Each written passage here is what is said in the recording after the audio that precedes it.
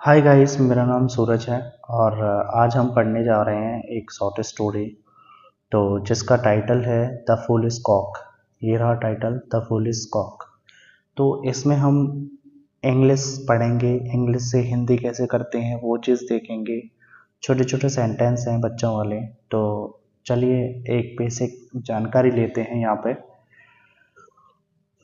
The foolish Kock का मतलब होता है मूर्ख मुर्गा, ठीक है। One day a cock saw a toy carriage near the farm yard. One day एक दिन, a cock saw a toy carriage. A cock एक मुर्गे ने, सॉ मीन्स देखा, अ टॉय कैरेज एक खिलौना गाड़ी। तो एक दिन एक मुर्गे ने एक खिलौना गाड़ी देखी नियर द फार्म यार्ड। तो फार्म यार्ड का मतलब बाड़ा या खेत होता है, बाड़े के पास या खेत के पास। He observed the carriage minutely and then cried with pleasure and Joy.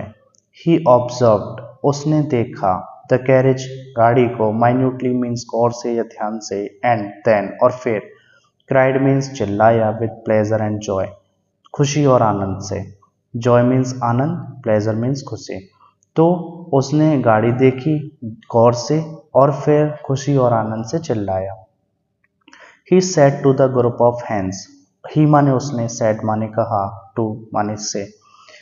The group of hence तो उसने मुर्गियों के ग्रुप से कहा।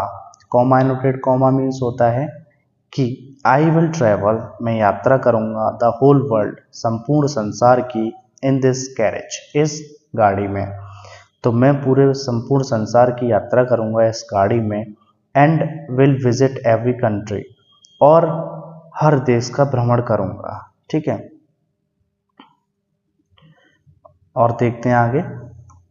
द पुअर कॉक, बेचारा मुर्गा, वॉज सो ब्लॉटेड, था इतना फूला हुआ, विद से, इट्स ऑन इम्पोर्टेंस, अपने खुद के महत्व से।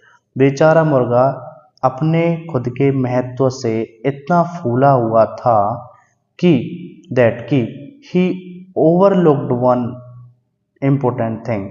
ही ओवरलुक्ड वन इम्पोर्टेंट थिंग, उसने नज़रअंदाज कर दी या नहीं देखी एक महत्वपूर्ण चीज।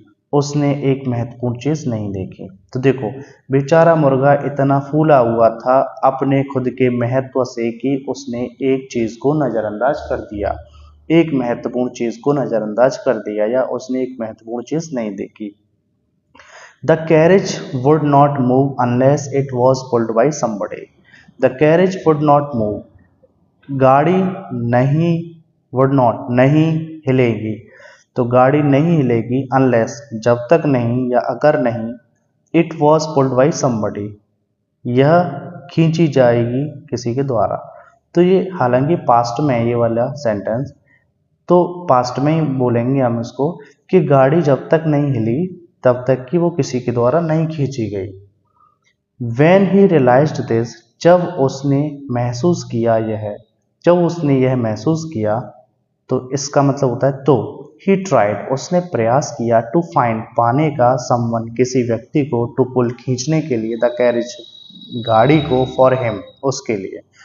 तो जब उसने यह महसूस किया तो उसने प्रयास किया कि वो किसी को पाए या किसी को पाने का उसने प्रयास किया ताकि वो उसके लिए या अपने लिए इस गाड़ी को खींच पाए, ठीक है। आगे देखते हैं। बट ही कुड नॉट, लेकिन वो ऐसा ना कर सका। क्या ना कर सका? कि उसे कोई व्यक्ति नहीं मिला, ठीक है। No one in the farm yard was ready to do this job. No one, कोई भी व्यक्ति नहीं, इन द फार्म यार्ड, बाड़े में या खेत में, वॉज रेडी, था तैयार, टू डू दिस जॉब, इस नौकरी को करने का या इस काम को करने का। खेत में बाड़े में कोई भी व्यक्ति तैयार नहीं था यह काम करने के लिए। जस्ट देन, ठीक तभी, two cats who were very clever came there and said, we are very good runners and very strong. तो जैसे मान के चलो वो ऐसा नहीं कर पाया, क्या नहीं कर पाया, कि उसको कोई मिला ही नहीं जिससे कि वो अपनी गाड़ी चलवा पाए। तो वहाँ पे खेत में या बाड़े में कोई भी व्यक्ति उस काम को करने के लिए तैयार नहीं था। उसी समय क्या होता है, टू कैट्स, दो बिल्लियां, हु माने जो, वर माने थी, वेरी क्लेवर, बहुत चालाक।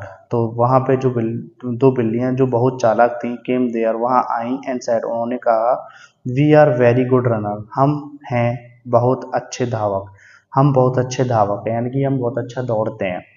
एंड आर वेरी स्ट्रॉन्ग, और हम बहुत ताकतवर भी हैं। ठीक है।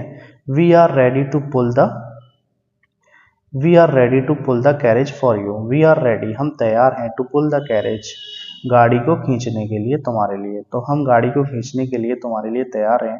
The cock was very glad to hear this, the cock मुर्गा, वॉज माने था, वेरी मीन्स बहुत ज़्यादा, ग्लैड खुश, टू हियर दिस यह सुनकर, मुर्गा यह सुनकर बहुत ज़्यादा खुश था। He quickly accepted the offer. The offer means होता है प्रस्ताव, accepted means स्वीकार करना, quickly जल्दी से, शीघ्र शीघ्र, ही माने उसने जल्दी से प्रस्ताव को स्वीकार कर लिया। One wise hen questioned the young cock. एक बुद्धिमान मुर्गी ने चेतावनी दी उस युवा मुर्गे को। बी वेरी केयरफुल, बी माने हो जाइए या बनिए, वेरी केयरफुल बहुत सावधान हो जाइए। The cats and fall never go together well, cats माने बिल्लियां, एंड फॉल माने मुर्गियां या मुर्गे, तो बिल्लियां और मुर्गे नेवर माने कभी नहीं, गो टुगेदर साथ जाते हैं, वेल अच्छी तरीके से। इस लाइन का मतलब यह है कि बिल्लियां और मुर्गे कभी साथ अच्छी तरीके से नहीं जाते हैं, इन द सेंस कि बिल्लियों की और मुर्गों की कोई भी दोस्ती नहीं होती है। सो डू नॉट गो, तो फिर जाओ मत, सो मतलब तो, डू नॉट गो जाओ मत, एंड और स्टे ऑन हियर यहीं रुको, यहीं ठहरो, तो जाओ मत यहीं ठहरो। बट लेकिन the cock refuse to listen to the advice, लेकिन मुर्गा मना कर देता है, टू लिसन सुनने से, टू द एडवाइस सलाह को, लेकिन मुर्गा सलाह को नहीं सुनता है, या फिर मुर्गा सलाह को सुनने से इनकार कर देता है। देन फिर sitting in the carriage proudly, बैठते हुए, इन द कैरेज गाड़ी में, प्राउडली मीन्स गर्व से गाड़ी में बैठते हुए, he asked the cat to start, उसने बिल्लियों से कहा चलिए, या और उसने बिल्लियों से स्टार्ट करने के लिए कहा या चलने के लिए कहा। दे स्पेड ऑफ, वे दौड़कर चले गए या वे भाग गए, ऐसे कह सकते हैं। अब देखिए यहां से, they were drawing the carriage as though they were real heroes. They were drawing, वे खींच रहे थे, the carriage means गाड़ी को, as though जैसे मानो, they were real horses, heroes नहीं ये horses है, तो वे गाड़ी को ऐसे खींच रहे थे जैसे मानो वे वास्तविक घोड़े हों।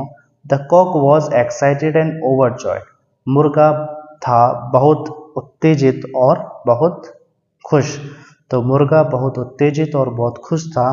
सडनली द कैट्स स्टॉप्ड, अचानक, सडनली मीन्स अचानक, बिल्लियां रुक गईं। द कॉक आस्क्ड, मुर्गे ने पूछा, why are you stopping the carriage, आप क्यों रोक रहे हैं गाड़ी को, तो वो बिल्लियों से पूछता है मुर्गा कि आप गाड़ी को क्यों रोक रहे हैं। कॉमा इन्वर्टेड कॉमा का मतलब होता है क्यों, सॉरी कॉमा इन्वर्टेड कॉमा का मतलब होता है कि, वाई का मतलब क्यों, तो मुर्गे ने पूछा कि आप गाड़ी को क्यों रोक रहे हैं। Before he could finish his question, इससे पहले, ही कुड फिनिश वो समाप्त कर पाए अपने क्वेश्चन को, इससे पहले कि वो अपना क्वेश्चन समाप्त कर पाया, ही नोटिस्ड उसने ध्यान दिया, द नेस्टी लुक, एक घिनौने रूप को उसने देखा या ध्यान दिया, उसने देखा एक घिनौने रूप को या भयानक रूप को, in the eyes of the cats, बिल्लियों की आंखों में, उसने भयानक रूप को बिल्लियों की आंखों में देखा।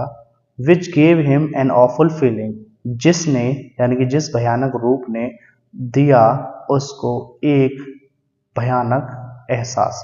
तो इस पूरी लाइन का मतलब ये है, देखो मुर्गे ने पूछा कि आप गाड़ी को क्यों रोक रहे हो, इससे पहले वो अपना प्रश्न खत्म कर पाता, इससे पहले वो अपना प्रश्न पूछ पाता, उसने बिल्लियों की आंखों में एक भयानक रूप देखा और उस भयानक रूप ने उसे डरा दिया, या जिसने उसे एक भयानक भाव दिया, एहसास दिया, ठीक है, या जिसने उसे डरा दिया। और देखिए आगे, ही रियलाइज्ड, उसने महसूस किया, दैट कि he was about to become their meal, कि ही माने वह है, वॉज अबाउट टू बिकम बनने वाला है, देयर मील उनका भोजन। उसने यह महसूस किया कि वो उसका उनका भोजन बनने वाला है, किनका, बिल्लियों का। द पुअर कॉक शाउटेड बेचारा मुर्गा चिल्लाया। नो नो नहीं नहीं, इट वॉज टू लेट लेकिन बहुत देरी हो चुकी थी। The cats jumped upon the foul and at it. Jumped upon का मतलब होता है झपट पड़ना या कूद पड़ना, तो बिल्लियाँ मुर्गे पर झपट पड़ी या कूद पड़ी और इसको खा गईं, या फिर इसको ऐसे भी कह सकते हैं, बिल्लियाँ मुर्गे पर झपट पड़ी और उसको खा गईं। Leaving the carriage there, leaving means छोड़कर, कैरेज मीन्स गाड़ी को, देयर वहाँ, गाड़ी को वहाँ छोड़कर, they return to the farm yard, वे वापस खेत पर आ गईं या फिर वे वापस बाड़ी पर आ गईं। ठीक है, तो इसमें मोरल स्टोरी ये है कि मोरल मीन्स होता है नैतिक ज्ञान, जो कहते हैं वो इसमें ये है, always be with in your limits. Always means हमेशा, बी माने हुई है या रही है, विद इन माने में या के अंदर, योर लिमिट्स मतलब अपनी सीमाओं, अपनी सीमाओं के अंदर रहिए हमेशा, यानी कि हमेशा अपने कायदे में रहिए, अपने कानून में रहिए। क्योंकि अगर कोई भी हमें कुछ भी बता रहा है तो शायद हमारे भले के लिए बता रहा हो। तो उम्मीद करता हूँ ये वीडियो आपको समझ में आई होगी। ठीक है, तो मिलते हैं अगले वीडियो में, तो उसके लिए धन्यवाद।